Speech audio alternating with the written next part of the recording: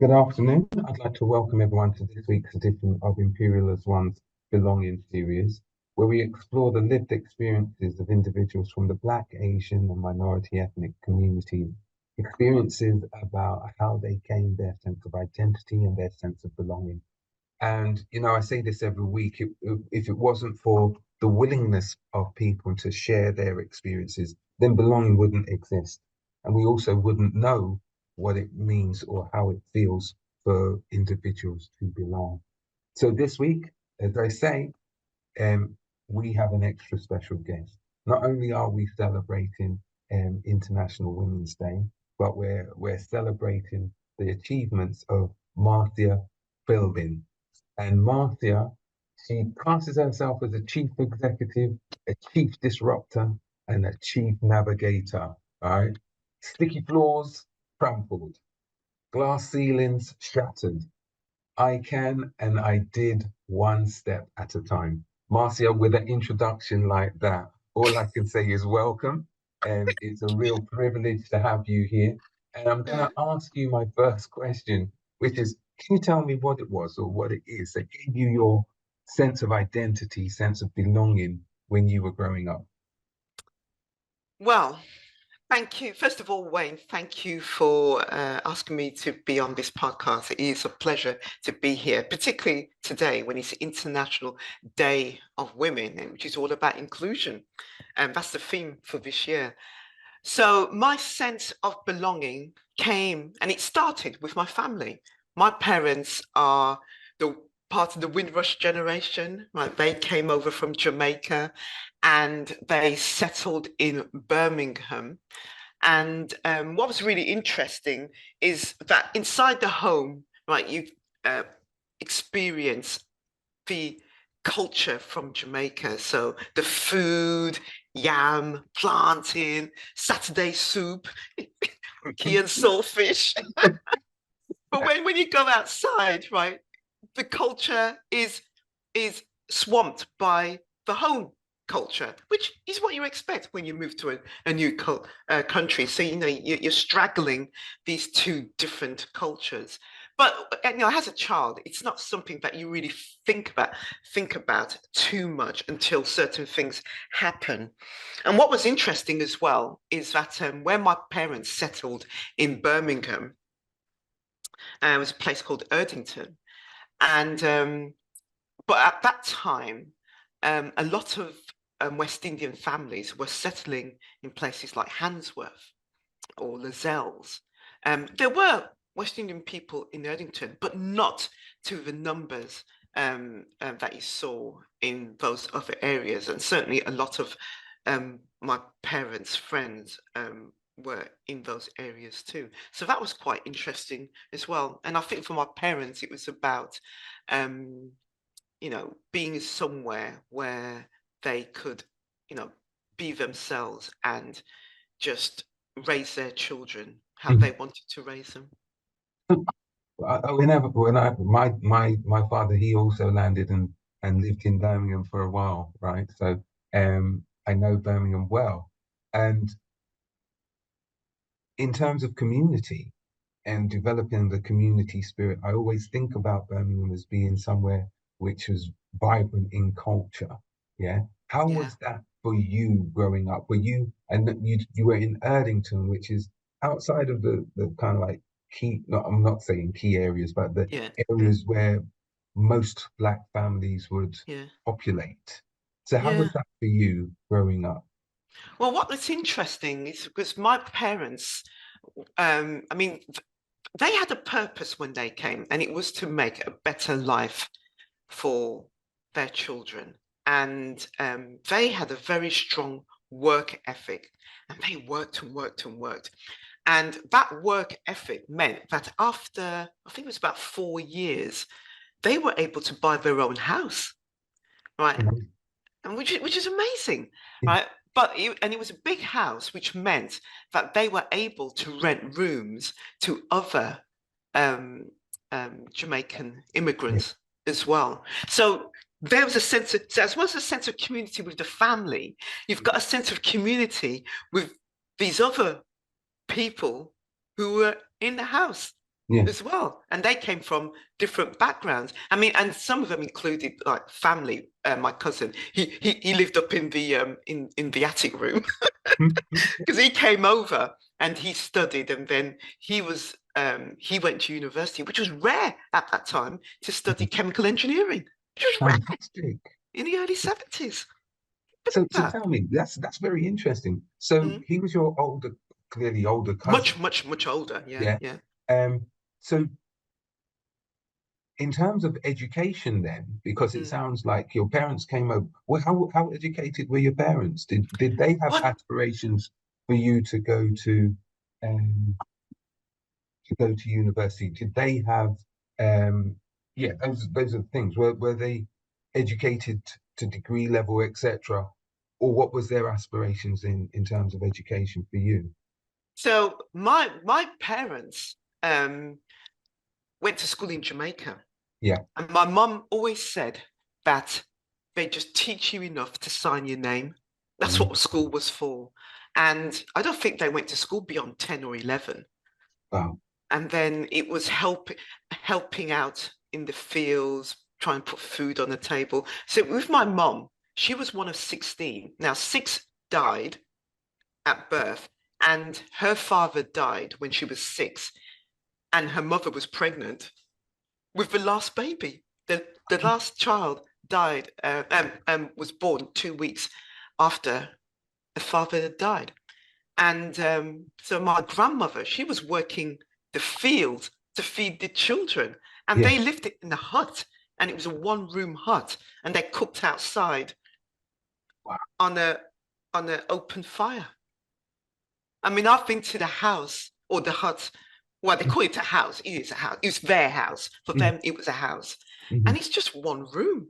And my mum used to tell us that, at night time, the children used to fight over their mum's dress as a blanket because they slept on the floor. Oh So, my. and then my father, his mother died when he was very young, probably about two or three. And then his father died when he was about 8 or 9. So he, Wow. so he didn't go to school at all. And that is my heritage. So basically, from that humble beginnings, you know, they then made a life, or they made that choice to go from Jamaica to the UK for a better life for their children.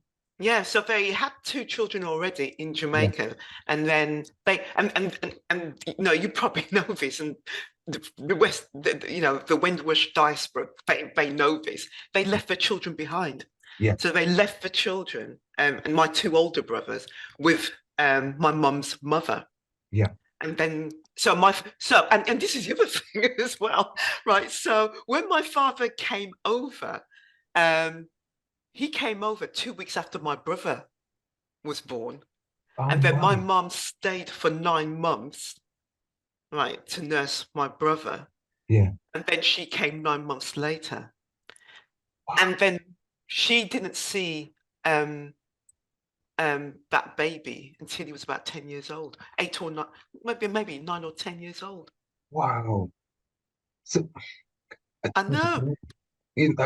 unpacking this story, we could spend all just looking at the family dynamics about how. So you were born here then?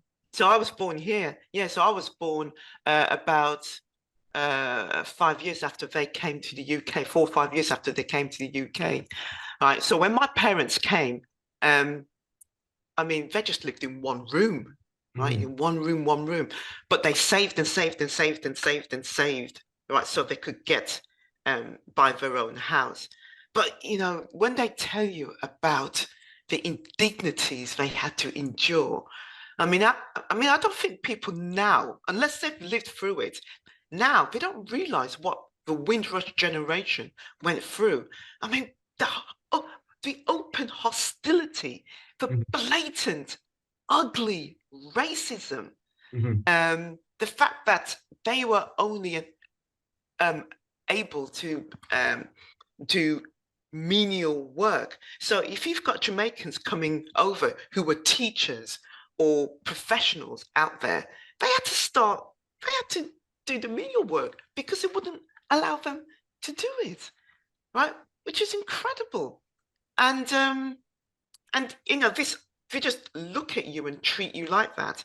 And it's interesting because my mother, two of my mother's sisters also came over from Jamaica to the UK to train to be nurses. And they could not endure the racism and they left. They left in the early 70s. They said they just could not take it. Wow. Yeah. So, wow, I don't even know where to begin with asking the next question. So, how did that, growing up hearing about that, those stories, right? How did that make you feel about gonna say the opportunity of being in this country, or your presence in this country, going through the education system, etc. Mm, Did you mm. Was it something that you relished? Was it something that you enjoyed? Tell us about your schooling. What's interesting is I think my parents saw something in me very early on. And Mhm, so they were always pushing me. And one of the things, because, you know, we were really poor. I mean, you know, the first time I went on holiday, I think I was 20, 22, 23. Right? We never went on holiday or anything. I remember we went on coach trips, yeah. right? I think we went on about 3 coach trips, but we never went on holiday or anything. And Birmingham was the world. I think we left Birmingham a few times to visit family in London, once or twice, and that was it. So, but they saw something in me. So they took me to the library, the Mhm, local library. And that's why I'm a big champion of libraries. So mhm, I used to go to the library every month, and you were mhm, allowed to take out 4 books. And mhm. I would take out the books, I would read them diligently, and then it was a trip back to life. That I really enjoyed that. Yeah. Right. So that was really important. And then something happened when I was 9 years old. I Yeah. fell over in the playground and I Mhm, couldn't get back up again. And and they took me to a hospital and they realized there was something wrong with my legs. And this is another example of where, you know, black parents were not listened to. When I was born, my parents knew there was something wrong with my legs, but yeah. they were dismissed, ignored, and just Yeah. told to go on their way. So I grew up and I walked a bit funny, right? Yeah. And they could see there was something wrong with my legs because the bones were twisted and they were Yeah. twisting out as I got older. And when I was taken to the hospital, the doctors were so angry that this had not been addressed when I was born. And so very soon after that incident, I was admitted to hospital, and it meant that I missed the last 2 years of primary school Oh my goodness. because I had about 5 operations in total, but they were really complex. Mhm, And so the first 3, and then I had to learn to walk again. mhm. And then I think I went back to school for about a month. And it Yeah. was summertime. And then they realized actually more needs to be done. They had to break and set my legs again. And so I missed the second year of primary school again. And then I had to learn to walk again. And I think I went back for about a month or something. So more or less. And then the local authorities who were supposed to provide me with education, I had these 2 tutors. And you know what I did in those 2 years? I made a doll and I made a pajama case. A doll and That was my education from the local authority. you're joking. No. I was in plaster Paris. Could not walk. I had to be carried everywhere. They supposed to send me home education, home tutors, a doll, and a pajama case in 2 years. But my parents, they gave me books. They bought me books. They went to the library and bought me books. And so I read and read, and also at that time there used to be educational programs on TV. So Mhm. they used to put that on. So I used to watch Yeah. that. Right. I didn't have teachers come from the school or anything. No. So, So I was so just left. So when I started secondary school, I was put in the bottom set Yeah. because Did nobody they? knew anything about me. Oh my goodness. Yeah, so Did I was you have put to in, go on, go on, go on? Sorry, yeah, carry on. so I was put into the bottom set. And then when it came to the end of year exams, I just passed everything and I came top in everything. Right. And they went, oh.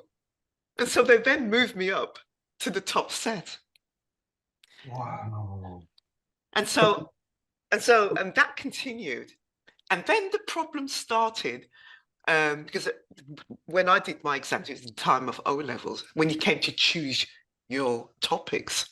yeah. And that's when the problem started. And guess what? It wasn't just me, it was the other black girls as well. And it's not just me saying that, everybody noticed it. And I can tell you something which is really interesting. I met up with school friends last year, Mhm. right? And they were white. And you know what they said to me? They saw things going on, but they did not realize what was happening. And they said sorry. And I said, there's nothing for you to be sorry about because you were just schoolgirls. You Yeah. couldn't have done anything about it. Yeah. Right? That's what they said. So they saw it. So when it came to choose the O levels, right? Um, so I remember, right? We did. We wanted to choose, and you could do O levels or CSE, and I wanted to just do O levels. And the teachers what didn't want me to do O levels. They wanted me to do CSE because I was not good enough to do the O level. I was like, I'm not good enough. I'm doing well. I'm getting top marks, right? And so I went home and told my parents, and my parents came to school and said, "We're not having this." And I said to my parents, "We'll show them. We'll show them." And then, and then also for career advice as well. And I remember this woman, Mrs. Deutsch, I remember, never forget her, horrid woman. And she'd never taught me for anything. She was a history teacher. And it was me and a girl called Mary who was white. And she asked Mary, "Oh, Mary, what do you want to do?" And Mary said she wants to be like a nuclear physicist or something like that. And when she asked me, I said, "Oh, I'm thinking about being a doctor." And she looked at me and she said, "Don't be ridiculous. You will never pass your O levels, let alone get into university. You need to stick to your station." No. And I could not believe that. Normally no, normally my next question would be, right, Hmm. what support did you have in the schooling system? But but based on what you said there, you had very little support at Very all. little support. So what I did, and again, this is where I used to go to the library, get books. I studied, and guess what? I passed all my O levels. I passed all of them, and then right, you won't believe this. The school then decided to give me. So they have used to have end of year awards. So they gave me an award for the most endeavoured. The most endeavored. Yes, That'd be it. the most endeavored. So I went right to. So obviously I went to do. What's might as well because I was going to stay there to do my A levels. I'd already decided I was going to college to do my A levels. So I thought, yeah, I'd go. And you know, the teachers, not one of the teachers would speak to me. And my mum was talking about it uh, um, like last year. I remember last year she was talking about it, right? And she said, "You remember how it was one of the sixth formers who came up to me to ask me what I was going to do next, right?" And then I said, and then she went to the teachers and told them. The teachers would not speak to me. That sounds to me, from a Jamaican perspective, that sounds like guilty conscience to me, right? It was their guilt It was that their guilt. they knew that they hadn't provided you with the educational support that you needed, Yeah. and so they couldn't bear to ask you those questions. No, no, no. So, so we're So, going to so fast forward a little bit, just yeah. to say, So I so did my A levels, yeah, yeah, and then yeah, and which was at college, which was brilliant because it was Matthew Bolton College in oh yeah, Birmingham. yeah, yeah, Yeah, yeah, yeah, and I'd yeah, highly recommend that. yeah. And that's when I really discovered. Oh, actually, I'm quite good at chemistry. Because remember we Right. did a test, right? think I got 18 out of 20, and then I think the next person got 5 out of 20. I thought, well, I'm quite good at this. Or maybe I just worked and the others didn't. I don't know. But I thought, no, actually, I'm quite good at chemistry. I like chemistry. And actually, I didn't quite enjoy biology. And so I went on to university and studied chemistry. So despite Yeah. missing 2 years of school at a critical age, yeah, because in Yeah. Birmingham they also have the 11 plus system, don't Yeah. they? Yeah. They had the 11. So I couldn't take the 11 plus. Because you were in hospital I and was no in provisions hospital were made, and no yeah. provisions were made. And despite that, and despite them looking down on you, because that's what we can say, Yeah. They you were looking proved them down on wrong. me. Yeah. Yeah. So I Yeah. can understand why you say a chief disruptor. All right, let's see let's see how Yeah. we get to the chief executive then. So what did you right? So what did you do? You did chemistry for your A levels, not for your Yeah. A levels, for your degree. And Okay. then a PhD in chemistry as well. Yeah. At Aston University, was it? Yeah. Yeah. At Aston University. Yeah. What were you thinking with your career ambitions from then? What were you doing a chemistry degree? What did you see yourself going into? I saw myself working in the lab, to be honest, because to me, I really enjoyed doing the lab work. And Mhm. so when I got the job so my job after my PhD was with the Ministry of Defence. Um, and that was working for the specialty chemistry group, which was brilliant. I mean, the labs. I mean, I was in my element. So it was a specialty chemical group, and it was energetic materials. And for those who don't know what energetic materials are, they are explosives, rocket propellants, and pyrotechnics. So my first job, right, was to like try and make these small molecules which would go into explosives. It was incredible, right? Working in this specialist area, and then later on, as I progressed, I moved into rocket propellants, uh, and then I became a business group manager. But that wasn't without its challenges Mhm. at all, right? Because I mean, when I started at MOD, it was great, but I remember I had to go to the library. This is a day before days of the internet. I had to go to the library and look something up. And I remember walking across the site and something stopped me in my tracks because I couldn't believe what I'd heard, right? Someone had called out the N word. No. Right. And remember, I'm wearing a white coat. I'm a scientist. Yeah. And all they saw was my skin color and they just called me the N word. And so I'm looking around. And then next thing I hear is Sambo. And then I'm quite frightened because nobody else was around. So I Yeah. ran back to the building and told my boss.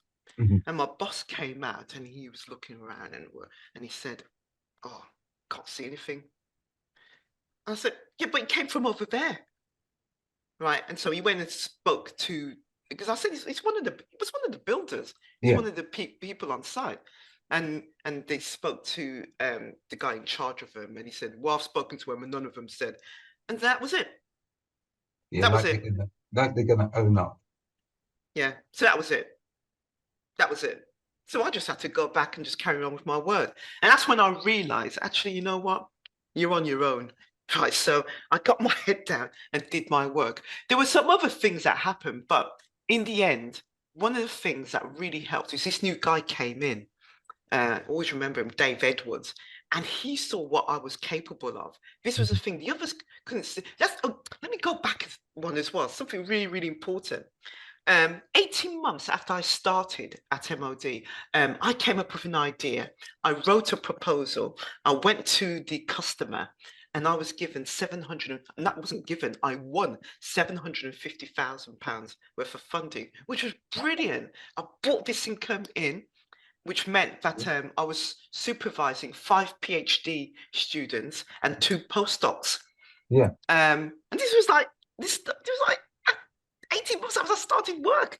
Yeah. And there were quite a lot of jealous people, and I had to put up with a lot of rubbish about that.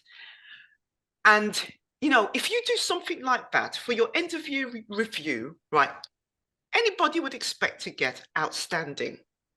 Do you know what I got? Something. Adequate. average, average. And I remember when I got it, and I sat there looking at it, and I think this can't be right. Yeah. So I went to him. I said, "Excuse me, right? I've just brought in 750,000. I came. There were 30 applicants. 30 applicants. I came second. Right? You're telling me that I'm average?" And then he was making excuses, and then he increased it to lower good. So you had lower good, upper good, then outstanding. Wow. And then I just sat there. I just thought, you know what? I just feel, you know what? I'm just going to do my work. I let my work speak for itself. So that rubbish I had to put up with. And then I wanted to go for promotion. I said to me, "I've been here all this time and it's taken me this long to get to my position. So you can wait." That's it. Oh, oh, listen, you're preempting all of my questions Yeah, because yeah, normally I would say, well, who did you have as mentors, right? And yeah. if that's what your boss's response, it sounds as though you He didn't wasn't a have any. mentor. He wasn't a mentor. No, that's what I mean. It No, sounds like you didn't have anybody who had your back in that I organization. did. Who Not did you have then? well, I two people I really want to call out. Hmm. So the first one was at university, and that's Dr. Amas.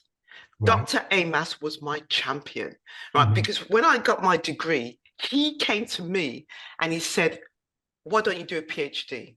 And Hmm. you can do a PhD with me." Hmm. There was also Professor McWhinney, right? And he came to me and said, "Why don't you come and do a PhD with me?" So I had these two, right? And I thought, well, McWhinney was more onto inorganic chemistry. Alan Amos was more polymer chemistry. And I quite like the polymer bit, so I went for Alan Amos. But he was my champion, and he was always telling me, right, that I could do anything I wanted, that how good I was. So he was one champion. And then the second champion was Dave Edwards. When he came into MOD, it took over the group, right? So the guy who said to me, "Right, I need to wait," right? They got rid of him, right? He came in and he made me a business group manager because he saw my potential, which meant that I was managing a group of 50 engineers and scientists Wow. and a budget of 4 million. So this was like 6 years after I started my career. And so that's how I started my trajectory up. So although there was the other chap who was denying your ability, right? Giving Mm. you almost below average, as it were, yeah, average, Yeah, and saying you must wait, right? Despite that, you were then still able because that person was moved out of the way, yeah, and you were because then, people saw my work. yeah. This is the thing. And Hmm. that's the one message I will always say to people: learn your craft, do Hmm. your job well. Because in the end, that is what people see, right? That's your currency. They can't take that away from you, right? They can put you down, they can call Yeah, you names, they can yeah, slight you, right? mhm, But they can't ignore your output. They can't absolutely, ignore your work. So yeah, do your work well. Do it absolutely. well. Yeah. I I love that message. Do your work well. That's learn your craft. Learn your Absolutely. craft. Yeah. Yeah. Don't just don't just expect it to be given to you because No. unfortunately, even when you do your craft, people will still try to deny that it was you who did it. Yeah, exactly. Yeah. And can I tell you something else? The other lesson Yes, I please. learned, right? Because there was a project that I was leading on, a really, really good project. And I can't talk about it because it was MOD, right? Hmm. But we used to have meetings with the customer and they needed someone to take minutes. I put myself forward.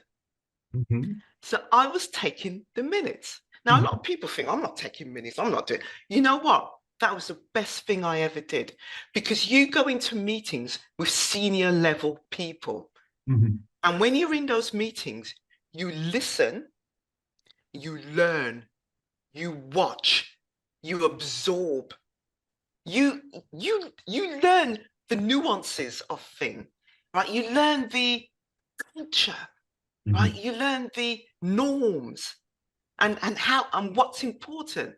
I from that, right? So for me, it wasn't just about taking a minute, but the biggest thing when you do things like that and you put yourself in those environments, you're seen, you're Mm. there, you're visible, and they can't ignore you.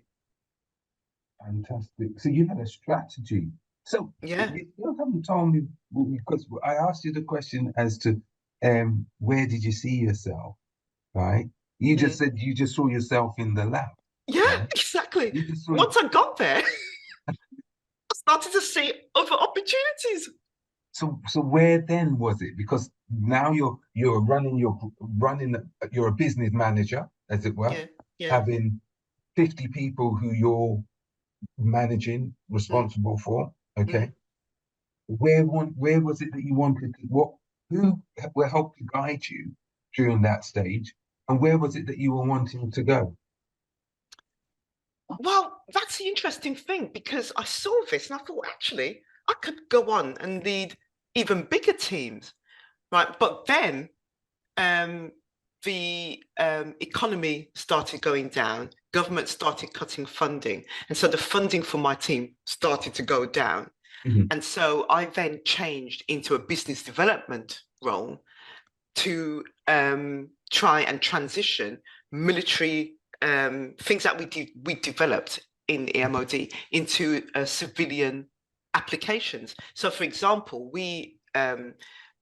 so nitration is the way that you put energy into molecules, and we developed a clean way of doing that using this thing called dinitropenthoxide.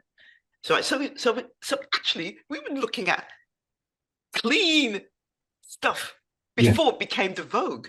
And Mhm. interestingly, I was contacted by New Scientists, and because I was funding a project at Queen's University in Belfast, and we were looking at reversible crosslinks.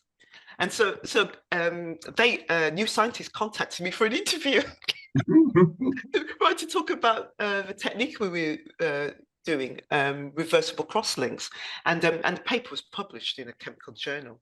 So we were doing this way before everybody else was doing it, and also the team, they were using things like oh, name's gone out of my head, but looking at replacing solvents with greener solvents as well. So so going to business development, right, and trying to transition. And then again, that was opening my eyes to actually, and I think that's the thing, right? When you do different roles, you see things, your mind broadens, you realize actually there's a world out there. And then there's a lot of things happen. I got married, I had and then had the twins, and then I wanted to just slow down on my career and went work part-time. And then when the boys were about 10, they decided they were going to close the site. And I thought, and then move everything down to Salisbury, to Porton Down. I thought, I'd go to Porton Down for work, but I thought, I don't want to live there. And so I thought, okay, I'll wait till the boys start secondary school and then I'll start looking for another job. Anyway, I saw this job because I just kept my eyes open. And I thought, well, that looks interesting. And it was for an assistant director for research and policy at the Royal College of Pediatrics and Child Health. And I thought, that looks really interesting. And I was thinking, actually, I might be able to do that.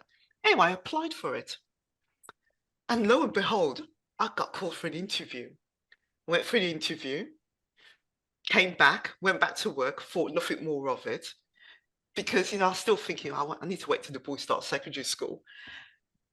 So I had the interview, it was about 10 o'clock, 11 o'clock. I was back at my desk by about 1 o'clock. 3 o'clock, I got a phone call. They offered me the job. Wow. I could not believe it. They offered me this job. And so, and I was thinking, and it was interesting. The thing that kept going through my head was, how am I going to get the boys to school? How am I going to get the boys to school? can I put the boys up? Which was, and then I just thought, you know what?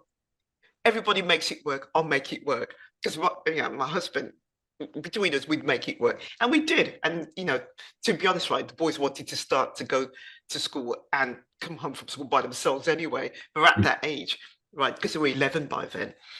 And so I moved to the Royal College of Pediatrics and Child Health as Assistant Director for Research and Policy, team of about 40, budget of 4 million again. That seems to be the number, 4 million. And my goodness, I did not see that coming. And I just flew. I was flying. They thought I was wonderful. I thought they were wonderful. It was marriage made in heaven. It was fantastic. And then after 3 years, I was thinking, you know what? It's time for me to become a director. I'm assistant director. I need to be a full director. So that's what I was looking for. And then I was on the train and I saw this advert for chief executive of the Faculty of Pharmaceutical Medicine. And I looked at it and I thought, I think I can do that. Because it was the budget, right? It was a small organization. It was about 11 staff, right? Smaller budget, about 2 million. I thought, but here I am, assistant director, 40 people, 3.5 million budget. I can do, or 4 million budget. I can do that. So I applied. And guess what?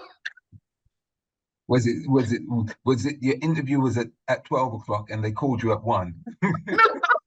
The interview was at 11 o'clock, and then it was 2 weeks later when I found out because I thought, I didn't get it. But I thought I didn't get it. Probably a step too far. They offered me the job. Fantastic. Oh my goodness. My dad died 35 years ago, right? So, he always said, right, aim high. He always said, aim high. Mm-hmm. And I wish he could see this. When I told my mother, oh my goodness, she was beside herself. My husband was beside himself. My boys were beside themselves. I was beside myself. I could not believe it. I could not believe it. The thing about it is you have worked in all of those different situations. And the thing that you had said, they can't take away from you they can't take away from you what you have actually strived and worked for, and the craft. You said be a master of your craft. Yeah. And you had Yeah. demonstrated that in all of those different things. Yeah. I'm gonna ask you, it sounded to me as you were describing that when you went to the deputy assistant or the assistant director role, Yeah. you said, you said it was a marriage made in heaven, right? Yeah. So from a perspective of belonging, Yeah. it sounds to me like there you had found a place where you felt that you belonged. What was it about that environment which helped you to gain that sense of belonging? They thought I was amazing Mm-hmm. because of my knowledge, Mm-hmm. because of what I've done. Mm-hmm. Right? They recognized and celebrated achievement and high quality work. So I started in March. In June, I led an away day, right, to develop the new strategy for the division. Mm-hmm. I thought that was amazing. Right? And that's it. And that's the other lesson I want to give people as well. Embrace training and education. The other thing I haven't said is when I was in MOD, what was really good as well is that they really invested in continuous professional development. So I did it. So they paid for me, right? Because I asked them, I applied, and I gave them a business case. So they paid for me to do a diploma in management studies, right? Which was a 1-year program. So I was going to work during the daytime, and then in the evening, I was going off to do my diploma, right? So you have to have discipline, and you have to invest in yourself, and you have to put the effort in. And it's this thing, Wayne, nobody's going to give you anything, right? If you want it, you have to go after it. That's Don't right. sit there waiting for someone to go, take it. No, go after it yourself. If you want it, go for it. And yes, there will be barriers. Yes, there will be people, the naysayers. Just go around them.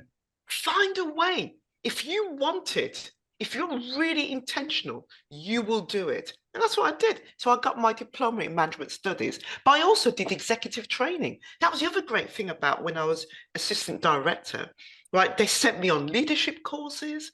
I went to the Leadership Trust. I did this program called Aspire, which prepares you for the next stage. And that's why I thought my next stage was going to be director. But in fact, it prepared me to be a CEO, Yeah, right? absolutely. And that's why for me it was a marriage made in heaven, because they saw me, right? And they know what I had achieved. They knew what I was capable of. And I love, you know what? I love that idea, or not the idea, what you've kind of like instilled in people. Nobody's giving you anything for free. No one's giving you anything. You have to, one, be willing to put yourself forward, right? When you talked about being the secretary or taking Yeah. the minutes, Minutes. you Yeah. put yourself forward in places where you may feel uncomfortable, but you can learn from those experiences. Yeah. Yeah. Yeah. And then you've also highlighted the importance of, you know, that self-development. Mm. You know Not what? You know, Wayne, you got to be twice as good yeah, to get half. yeah, Invest in yourself. You've got to be more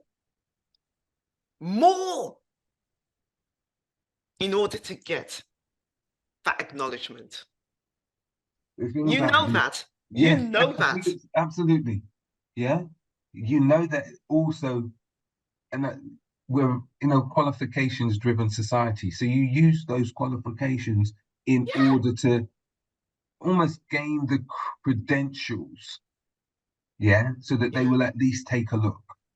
Yeah, and Yeah. then you can show them exactly what you can offer, Yeah. which is often a lot more than they were bargaining for, right? It's Absolutely. it seems to me, because when you spoke about earlier on about the fact that your children, not your children, when you were a child and that you were in hospital and you'd spent 2 years effectively in hospital, and when the basic thing that the school should have done was at least to have given you a test when you got back in to see what level you were at, as I opposed to think. just making an assumption and Yeah. putting you at the bottom. Yeah. When you were then with the other guy in the MOD and you bought in all of that money and everything, again, his assumption was she's still bottom of the pack. Yeah. Yeah. So you, Yeah. through all of what you've done, have constantly said, you know what, I'm not the runt of the litter. I'm not I can do and I will invest in myself. Yeah. So in your role as chief executive of what's the major things that you have to do? And what advice would you give anyone who's looking for a role like that? I'm listening. Yeah. So as chief executive, I run the organization. So it's and I'm responsible for the operations of the organization. I'm responsible for delivering against the strategy, ensuring that it's properly resourced, ensuring that we're financially resilient. Um, and also working with stakeholders. So because it's a faculty, so it's a faculty of pharmaceutical medicine. It's the membership body for doctors who develop, regulate, and deliver medicines. And so we have a board of trustees, and so I have to work with the board of trustees. They set the direction, I deliver against that direction. So in terms of skills, right, one, you've got to be personable, right? You've got to be articulate. You have to be collaborative. You have to be able to influence. You've got to have a strategic head. You've got to be able to make linkages, see opportunities. But the other thing you've got to have a thick skin, because you're going to come across all sorts of people, and some people will treat you like a chief executive. Others will treat you like maybe not the chief executive, right? But you've got to stand your ground, right? And the way that you do that is to do your work, you do it well, but also be firm with them as well. No, that is not the decision. This is a decision, and this is what we're going to do. Normally, I would open it up to the audience to see if anyone has any questions that they would want to ask before I ask my final two questions. So if there is anyone who would like to ask a question, I see Joe, his hand went straight up, man. So, Yeah.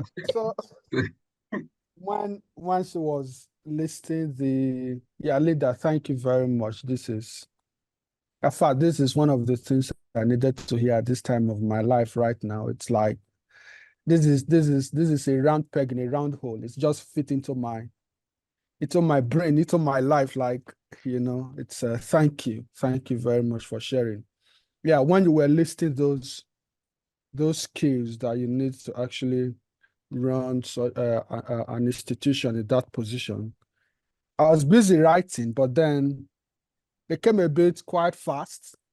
And Okay, so yeah. There's so much, yeah. I mean, for me, do you want those again? So you've got to be able to get on with people.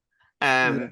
And you don't have to like people, right? But you have to be able to get on with them. And one of the things, always remain professional. Always remain for her. Don't let yourself down. It's sometimes, you can react. And in that moment, you will regret it. So always remain professional. You've got to have good communication skills. And that's not just about writing and speaking, but it's about listening. And can I tell you something else as well? Body language, right? You learn so much from body language. People might be saying something, but if you can tell they're not comfortable with the direction you're proposing, you need to take that on board. Don't just, because in order to make change, you need to bring people along with you. And if people don't understand the direction you're heading, or if they have reservations, you need to listen to them, right? Try and address what is the gap between taking them from where they are to where they need to be, right? So it's really important to be able to influence. And the other important one, be able to make decisions. Sometimes, like, you might have different options, and the options have their pros and cons, but sometimes you know what the right decision has to be, and it could be unpopular, but if it's the right decision for the business, you have to take that for the business. And if it means, and I'm going through this right now, right? Because we need to pivot and change, right? We have to do something differently. And people are wedded to things, right? Particularly if they were part of, its foundation, and they've grown up with it. And it's like you're taking a baby away from them. But for the future, to ensure that it sustains and it remains relevant to future generations, you have to change. And that's and that can be quite a lonely place, actually, if you've got more people against you than for you. But you have to do what's right for the organization. And so in those circumstances, you need to find your network. And I'm a member of 3 or 4 chief executive networks, and those are invaluable. And each of them at different times provide me with the advice that I need. Right. So that's the other thing I would say. Find a network. And can I tell you something? I will say this to all minoritized people. Get involved in your professional society, because that is your network where you'll find like-minded people.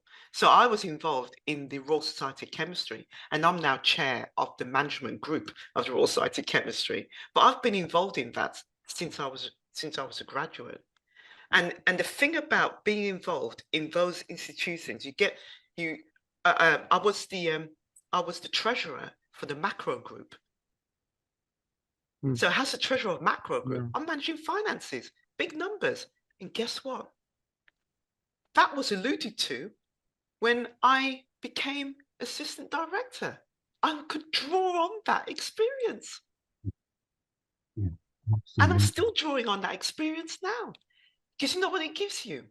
It gives you credibility. Yeah. That's what it gives you. Yeah. So, you know, if you get involved in society, deliver. I mean, I delivered, so a macro group, right? I organized and delivered an international conference. Fantastic. As part of the macro group. Thank you. Thank you for that question, Joe. Really, Yeah. thank you. I see someone else has come on screen. I'm assuming that they want to also ask a question, or you're just coming on screen. Just going, no. I just joined. I was just going to echo what Joseph said, really, which was I don't normally have time to join belonging, but I thought, oh, I've got another half an hour, and I came in at a point that he was talking about, and it really reached me. That was my message. And I think you were just talking about, you know, placing yourself in, you're just in the right place at the right time. You're speaking about doing minutes and things like that, as simple as it is. And I've always had that approach, but sometimes it's like how valuable it is, but it is valuable. You Oh my get all of the goodness. background knowledge, everything you need to know. You know, and you're rubbing shoulders with the right people, Yep. as you said, networking. And I did put in the chat, I went, that's really strategic. It's strategy. It's your own strategy. Yeah. So I just wanted to come and say thank you. Oh, thank you. Thank you for coming along. Thank you. Honestly, thanks. Yeah. All right. So I'm going to ask my final two questions, right, for Mhm. this week. And those two questions are as follows. All right. What advice, I know you've given quite a lot of advice, but I'm going to Yeah. ask, what advice would you give to your younger self? All right. And then the opposite side of that same question is, what would your younger self look at you now and say, wow? Mm. So the advice I would give to my younger, I was thinking about this, and I started off, you know what? From my background, growing up on the news, Black people were either sports, music, or criminals. Mm-hmm. That was it. Yeah. That's the Terrible. media. That's the media. That's Black people, right? And you question whether or not you're good enough. And that's the thing I would tell my younger self. Guess what? You are good enough. And not just that, you're more than good enough. You're better than you think. You're much better than you think. And you have so much more you can give. There's so much more you can do. So that's what I would tell my younger self. And then if I was looking at myself now, I think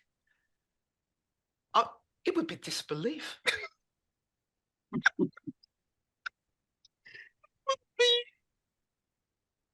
I would be in awe. In what sense? In how? That What? someone whose family, whose mother grew up in a hut, whose father was an orphan from the age of about 9, in Jamaica, left school at such a young age, and then from that, they had ambition, they had drive, they had tenacity, and they pushed and pushed and pushed. And I went to a comp. I went to a comp school. But for them, that was everything because they saw opportunity. And they say the opportunity is there if you want it. That's what they always said to me, you know. The opportunity is there, it's if you want it. And so I took those opportunities. And you know, the first one was to get to university. Couldn't believe it. Could not believe I got to university. And then I did a PhD. And then I worked for MOD. Then I became assistant director. And now I'm a chief executive. And then last year, I was awarded an honorary doctorate by Aston University. So I've got 2 PhDs, you could say. I Absolutely. never, ever, ever saw that. Never. So if I was my younger self, yeah, I would be, wow. Marcia, as we celebrate International Women's Day, you've brought that element of internationality into this conversation by bringing us back to your roots, to your Jamaican heritage, and to the poverty. From poverty, you have arisen and taken those opportunities to actually see yourself and drive to a place where many people may not have would not have expected you to be. You know, they wouldn't have expected you to be. Yeah. Your teachers had said, I remember you did with disdain that Disdain. right? Because she spoke to you with disdain, Yeah. saying that, you know what, you're not gonna make it, right? Can I tell you one thing? Go ahead. Right. Yeah. So when I was assistant director and I was at RCPCH and I was leading on a project and he was bringing something in and so we were working with external big organization. So they wanted to meet us. So I took my assistant, who was a white lady, to this meeting. We entered. She came up to us. She put her hand out to my white assistant and she said, "You must be Marcia." Now take that in. You must be Marcia. There is no way in her head that it was me. And that is where our challenge begins. And you know what, Marcia? You are right. You are a chief disruptor. You are a chief executive, and you have gone on those sticky floors, and you have broken those glass ceilings, right? And you've taken it one step at a time. And you know what? We want to say thank you and celebrate you, right? Thank you. I want to get you at Imperial College, right? I want to have a face-to-face session with you. Joseph is a young aspiring PhD student at Imperial College, and he has a Fantastic. wonderful story as well.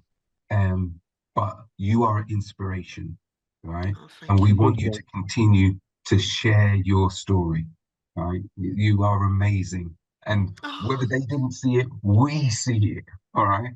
And well, that's what we have to say. You've thank done you to everyone. amazing, yeah?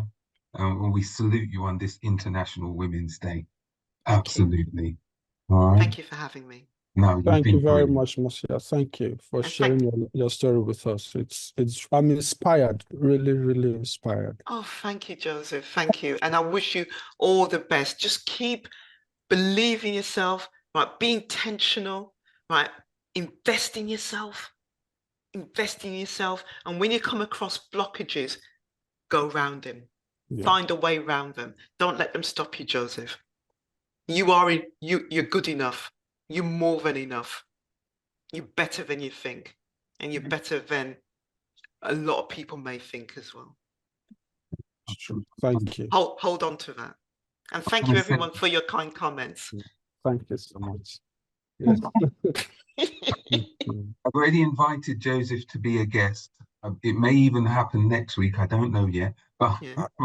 but it will Now, be. now when I'm scared, right? Having listened to Marcia, now I'm like, oh no. Listen, Joe, stop it now, stop it. Stop it. Joe is a poet, right? He's a Oh, lyricist, he's a poet, he's amazing as well. But I'm gonna leave him for another day, all yeah, right? But we'll let Okay. you know when we'll be having that conversation as well. All right. yeah. Thank So you, everyone. Thank thank you. you. Okay. I'm gonna Thank just you. let you know where you can view this video. Mhm. Let Okay. me just quickly share the screen. All right. Okay, so as I said, next week I will confirm who the speaker will be.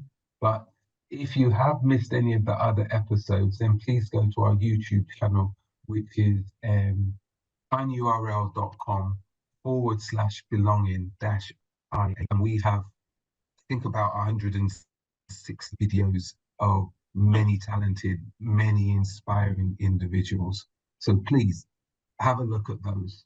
And importantly, as we celebrate International Women's Day, look on this screen. There are many international women on this screen who have shared their beautiful stories. Go and have a listen. Speak to them. Hear what they've had to say. Speak to Red. Speak to Nikita. Speak to Amberly, right? Speak to Gabrielle, because they've got wonderful stories which are of being a woman, of succeeding where others may not have expected them to, but they've all found their place where they belong. So if you have that opportunity, please go ahead and listen. And until next week, still keep striving to find your place where you belong. I want to give you thanks for being our guest and being with us today. So thanks very much, everyone. Thank you. Yeah.